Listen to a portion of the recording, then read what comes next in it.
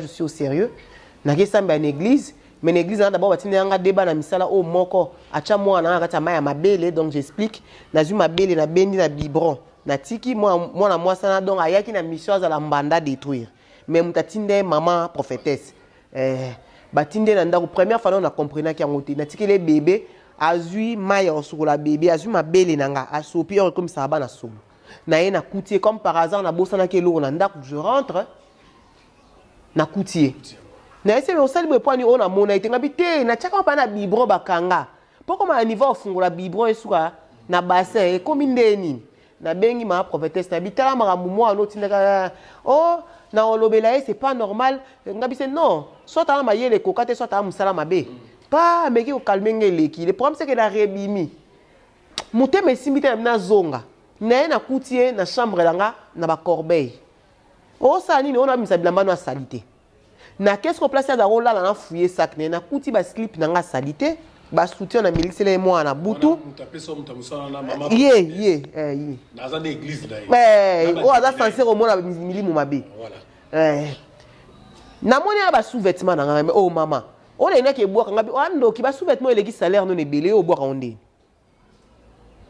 muta lali na biloko na ye alongo na tina corbeille na onika yo d'abord za na droit onika sous-vêtement na ngate bandina ondenge nini so poko ma stade okebwa ka ngabi yo lelo ko bimate na bengi mobala ma prophétesse ngabi te c'est plus sérieux moi no na ba sous-vêtement na ngazo ke na ngwapi na botoli yango alinga bima lopango c'était yo bimate yo fotika la a ozo mbongo nga na to kabwana nga alinga mutu te to za ba compte à rendre après za ba porte ya milimo do yo po bima efumbongo abi ozo mbongo te nga c'est oh comment on zoa mbongo te abe on zoa te ngabiso on zoa te nga mtapetage nga ya voyou OK na longola mapapa na longola forme c'est na mwana musala to simba na nzoto nga se nga ko bima ba mama quartier pe ba matili ko amiro ma noela chaka de na bakangeli biso na nga libanda babi batike so bunda babi ko tika bima te fa bima na mbongo ne chance mobali quand même abenga bite ya noela kaltele mbongo ne asinga passer nga na passer zoa mbongo na Mtakata bitumba ye wana.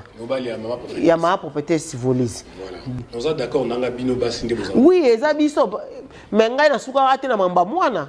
Mais mukolo basimba ti lopango echola nde mukolo chaka stop parce que la meilleure c'est que mutayibi yo ma se permettre de porter aux plaintes. Azuna acheter wa tekela kayo ake kangisa ye po salo somo.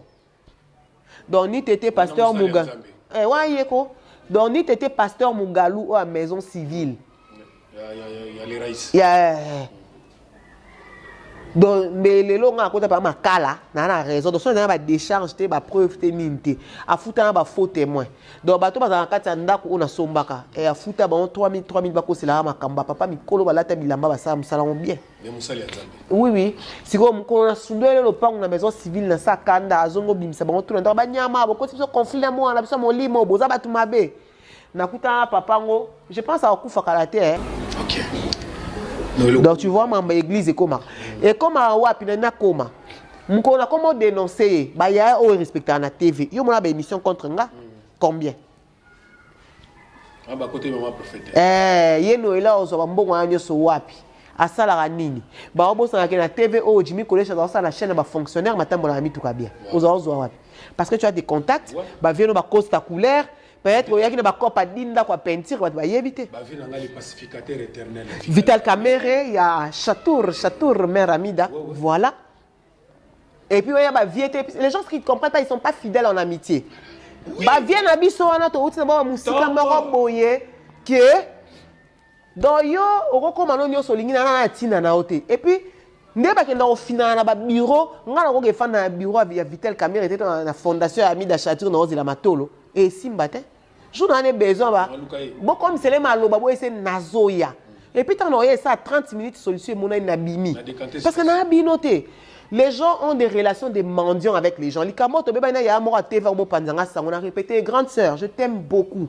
Mais la relation de mendicité, et qui me respect. Oui.